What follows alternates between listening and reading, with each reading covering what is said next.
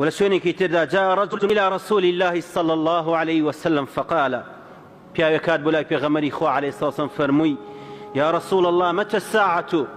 فرمي أي بيغمري خو قيامت كيدي عليه الصلاة والسلام كي قيامت دي واتا دنيا آخر دبي بسريكا فقال له إذا وضعت الأمانة فانتظر الساعة بيغمري خو بكابراي فرمو عليه الصلاة والسلام كي بيني لنا وخلق أمانة نما كس باوري بكس نما كس قرزي ندا بكس كس أمين نبو لو اكتكيباتي كس أمين نبو لو معاملي لقلكا كس أمين نبو كسياريك بكرة خيانتي تيانا بي هرشتيق لوانا كس أمين نبو لو كابراك دين بخلق بلو باوري بي نبي شكو استتنق راس برو لسر ديني حق الصواب برو خلق باوري بي دنيا خليك الظروف كوايلي بتواوتي أمانة نميني خلق بكيوتة روبتي لو إلا خرابة دار روبتي أوش نقبتي ونهامتي زوري بدواوي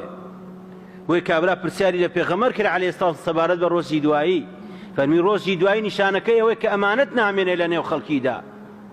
هل أجيري فقال الرجل وكيف إضاعتها فرمي بيغمر إخوة عليه الصلاة والسلام تونائية أمانة نمان تونائية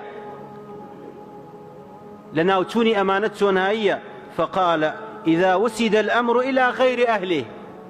فانتظروا الساعة فرمي بيغمر عليه الصلاة والسلام بكابرا هتكاتيك بينيت ككاروبار درا غيري حق غيري أو كسيك خوي خاوني أو شتيا خوي بحق خاوني أو شتيك أو كاربكا كاتي بينيت اشتكان لغيري جاقي خويا داندرا كابرا مستحقي شوينك داناندري كابرا مستحقني دادندري كابرا هەندێک شوێنێ پێویستی بە خوێندەوار هەیە نە خوێندەوار داندرێ هەندێک شوێن هەیە پێویستی بە دکتۆر هەیە نادکتۆر داندرێ هەندێک شوێن هەیە پێویستی بە واعظ و خەتیبی بەهێز هەیە بۆی خەڵک فێری دینکە دین فرۆش داندرێ مەسلحەتچی داندرێ خەڵکی دڵنەخۆش داندرێ وردە وردە معادلەکە تێکەچێ بەسەریەکە هەموو شتەکان هەڵەگەڕێتەوە هیچ شتێ وەکو حەقیقەت لە جێگەی خۆیدا نامێنێ بۆیە ئەوە نەخۆشیێکە دەکەوێتەوە کۆمەلگایانەوە بۆیە خەڵک ئەو کاتە سەری لێ دەشەوێ نازانێ قسەی باش لە چێ وەرگرێ فقد ضاعت الأمانة ورفعت حتى إننا نقول إن في بني فلان رجلا أمينا حتى فرمي بيغمر عليه الصلاة والسلام وايل يد أمانة واكز لاواز دبي وناميني حتى دلين لناو فلان عشيرة دا زلام يكيك وأمينة ليك عشيرتك دا عشيرتك وات 200 كذبا 1000 كذبا دوتري فلانة كس هي لنا أنا أمينة يكس أي قرب سر أمتي كوال عشيرتك دا يكس بامي دا بندري وابن عمر جسوني كي دردا فرمي قال رسول الله صلى الله عليه وسلم لا إيمان لمن لا أمانة له إيماني تواو نية نك إيماني نية صحة إيمان نية أما كمال إيمانا وتإيماني تواو نية وتكسكوا إيماني أمانة نبارز كافر نابه بلام إيماني تواو نية وإيماني كمالي نية فرمي لا إيمان لمن لا أمانة له إيماني أو كستواو نية كوا أمانة نازاني تشيا نازاني حقي أمانة بدا نازاني أمانة لسوني خويا جيب جيبك ولا صلاة لمن لا طهور له ونيوشي هيش كسيك يجلئيوا بنيوش حسيب ناكري وداناندري أقر دز نيوشي لقل نقري بو يبزان أداء الأمانة سبب للمحبة الله ورسوله صلى الله عليه وسلم جيب جي كردني أمانة للان هز كسيك لئيموا مانای ئەوەی خوای پەروەردگار تۆی خۆشەوی ئەگەر وانە بوویت خوا خۆشتی ناوێ و پێغەمبەر فەرموویەتی عليه الصلاة والسلام يقول إن أحببتم أن يحبكم الله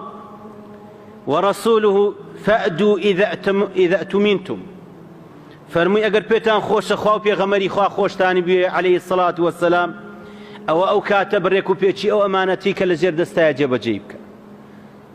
ئەگەر تەوێت لە دین تێبگەی بە ئیخلاسی و دڵێکی پاکەوە وەرە لێی تێبگە و لەسەری بڕۆ نەک بە مەسلحەت و بە خیانەت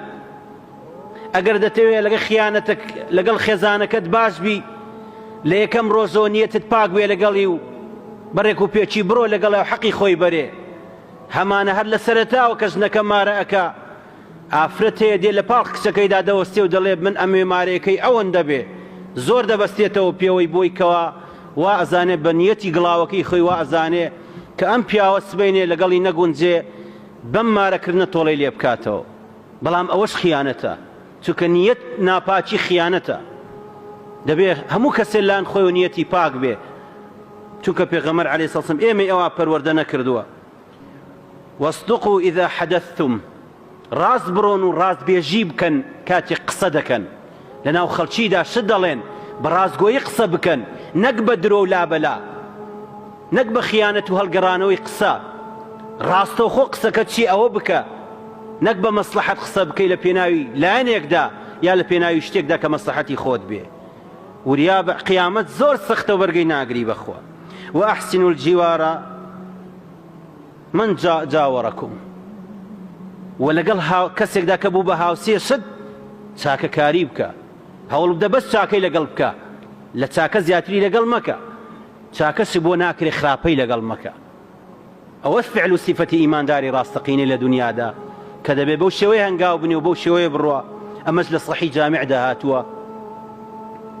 کە حەدیثێکی صحیحە بۆی خۆشەویستانم ئێمەی موسڵمان پێویستە بزانین کە ئەمانەت چییە و دەرسمان لەم چەند وتەی پێغەمبەری خوا وەرگرت بێ عەلەیهی سەڵات وەسەلام کە ئامۆژگاریە بۆ ئێمە کە دەبێ وەکو موسڵمان لە دنیادا بژین و حەقی